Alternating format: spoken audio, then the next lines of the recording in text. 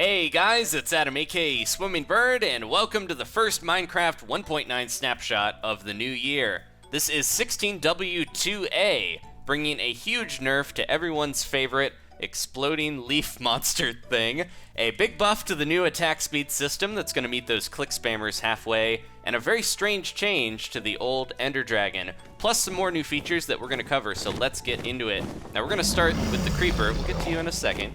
Chill out, buddy. So the Creeper, probably the most iconic and one of the scariest Minecraft enemies. If you're just starting out and you don't have any armor, these guys can easily sneak up and explode right next to you to take you out. Now this is going to be a very controversial change for 1.9, and we'll see if it sticks, but Creepers are no longer deadly. I am on hard difficulty, I have no armor on whatsoever, and this guy is not gonna take me out at all. That is a big nerf, and as you can probably guess, the reason for this isn't really the Creeper's damage has changed. They still can be deadly if you're really close to them. It's that they stop a few blocks away from you now when they're going to explode. And once my health gets up a little bit more, I'll show you. And it's a huge nerf. These guys are just known for taking out players that aren't paying attention. But even if you aren't paying attention, they're still going to, they're going to basically give you a little bit of a scratch and let you, go on your way. Now, I'll wear some diamond armor here, and you guys can see it's even worse with diamond armor, or even better, depending on your perspective, I guess. So these guys are not doing much damage anymore.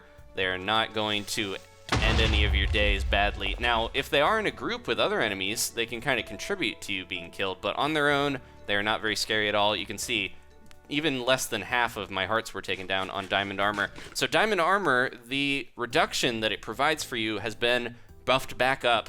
It used to be 66% in the snapshots, now it's 80%. So you get a lot more protection just in general with diamond armor, but because the Creepers do not get up close to you anymore, they will not take you out, and they're not very scary. Now, if I was to move in close to him, if I wasn't being careful and I got right next to him, they will still get you, so be careful about that.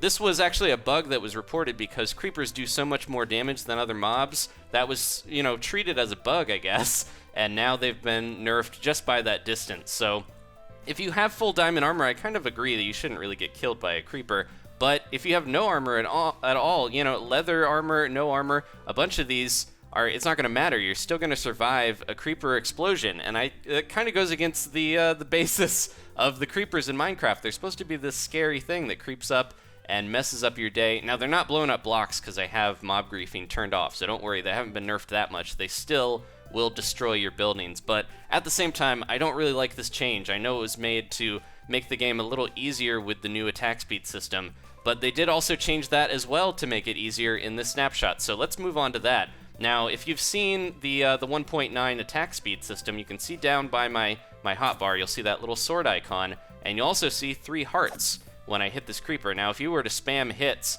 and then try to hit it, you're going to do a little less damage. But if you hit it when that's full, you wait for the attacks to charge, then you do more damage, and that's that new system. Now, they made it even better. So previously, if you spammed attacks, you would do next to no damage to the enemy. But you can see, even if I spam, I still do a couple hearts with each hit. So they increased the damage that you do from 50 to 100%, even if you're spamming it. It used to be 0% damage if you were just really clicking like crazy. You'd only probably do like half a heart or less if you were you're using that. Now they've made it even easier, so that's what I mean about meeting the click spammers about halfway. You're not going to do as much damage if you're click spamming, but you are still going to do a good amount. And then we have other features too, like the fact that if these enemies are all close together, the ones in the side are going to take a heart or half a heart or so of knockback damage as well. So that makes fighting groups even easier with this new system. A lot of people complained that it was too hard because you had to wait a little bit between attacks, but it seems like it's not going to be that rough, especially with the changes they're making. So we'll see if the Creeper thing sticks.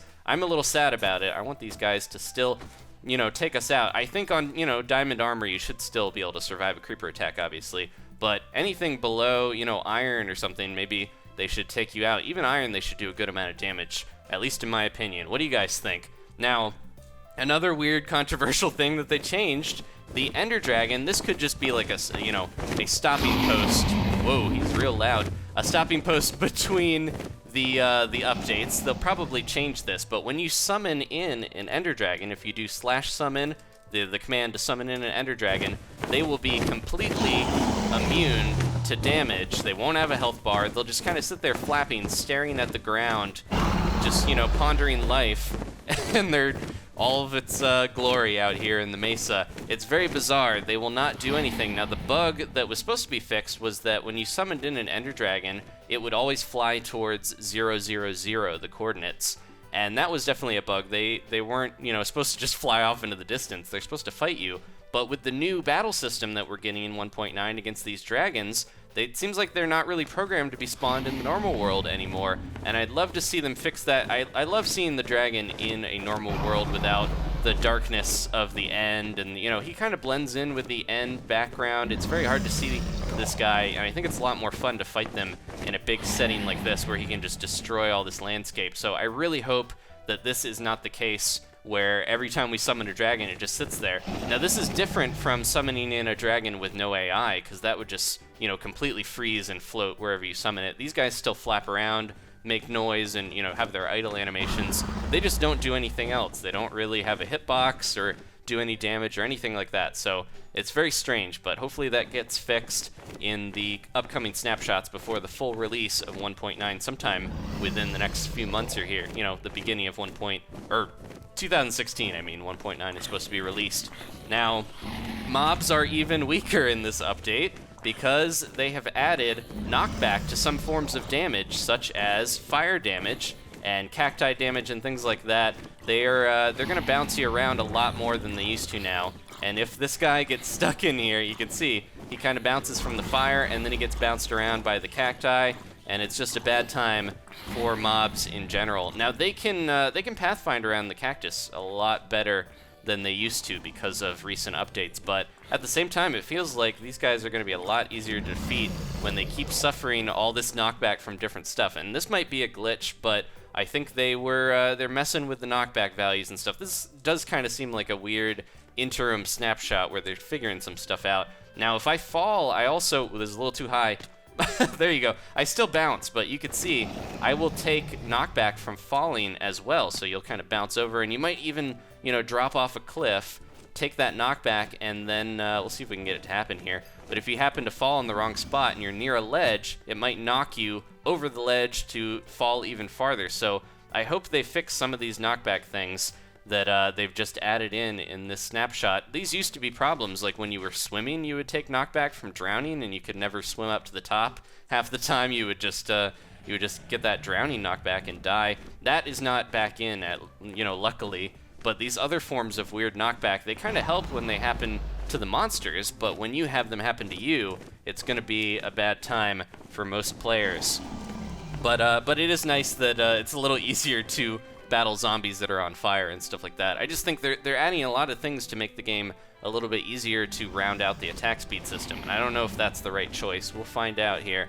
Now, one of the bug fixes that's pretty cool is if you are dashing in the air, or even if you're just flying, and you try to hit shift or whatever key will make you go down in the air, you won't lose your speed. You'll keep going forward as long as you're holding forward. Before, you would just kind of like really slow down to go up or down, but now the downwards motion is not slowing your forward flying speed, which is a nice little thing. Bedrock, you used to be able to get that in survival. If you were really crafty, you could break bedrock and get it in your inventory as a survival player, which is a big no-no for game balance, especially on servers. They've made it so bedrock will no longer drop as an item. Now, beacons, when you plop these guys down on these little arrangements, the pyramids is what I mean here, of blocks. I'm just gonna turn the sound off so we can get rid of those dragons. Can't kill them, so they're just gonna be there forever growling at me. So yeah, when you get your beacon, if you plop it down, it's gonna automatically turn on now on your pyramids of precious metals. So that's kind of a nice little thing, so you don't have to activate it to get that nice beam there. It's just automatic now. So stone buttons and wood buttons, before they weren't really treated as wood and stone, but now they are. So if you were to try to mine a stone button with a pickaxe or a wood button with an axe, it would break a lot faster, and I can show you here. If I try to, break this wooden one, it's still pretty fast with a diamond pick, but it's instant with an axe, and the other way around, of course, with the stone one here. There we go. So yeah, you can mine those a lot faster because they are now considered stone and wood, respectively. And another bug that was weird in the recent snapshots, the acacia and dark oak stairs would not burn, and they couldn't be lit on fire with flint and steel. This used to be a problem with some of the different wood variations and stuff. You couldn't light it on fire and stuff like that because they weren't associated with wood. You know, they weren't considered that type of block. But now they are.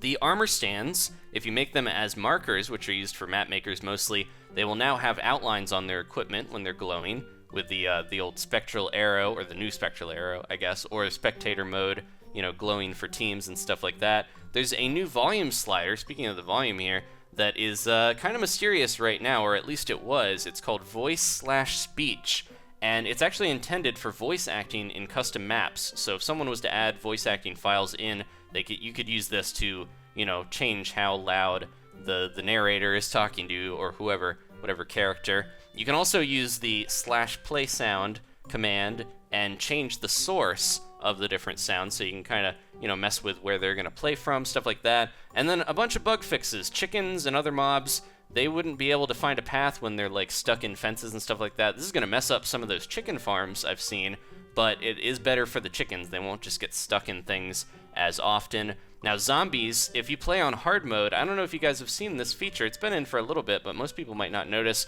There is a rare chance of zombies spawning. I think it was from the last update. When you kill a zombie, there's a rare chance that it will spawn more zombies to come assist it. They'll pop out of nowhere and help you out.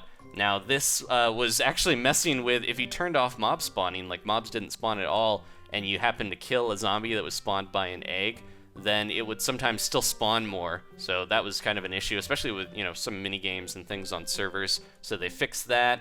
There was a issue where you would drop your items and experience and things like that when you died in spectator mode, and copying written books would not copy properly, but they do now. And then villagers were kind of messing with trades, where they'd give you some bum deals where they would, you know, accept fewer items for the same amount of emeralds, and they just balanced out the villager trades in general.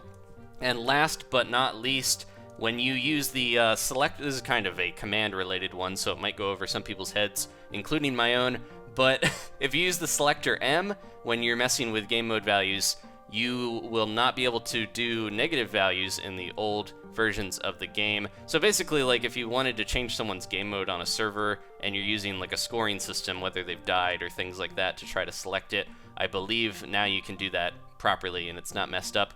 Anyways, thank you guys for watching. That is it this week. Not too many updates, but a lot of weird changes that I think a lot of players are not going to be too happy about. But again, this is a process. They're trying to balance this stuff, so I'm expecting most of these will be different in next week's snapshot, if not, you know, completely changed and reverted because of the backlash. We will see. Thank you guys for watching. Please leave a like if you enjoyed this, and maybe subscribe if you want to see more. I'll see you guys next time for more Minecraft 1.9 snapshots. Goodbye.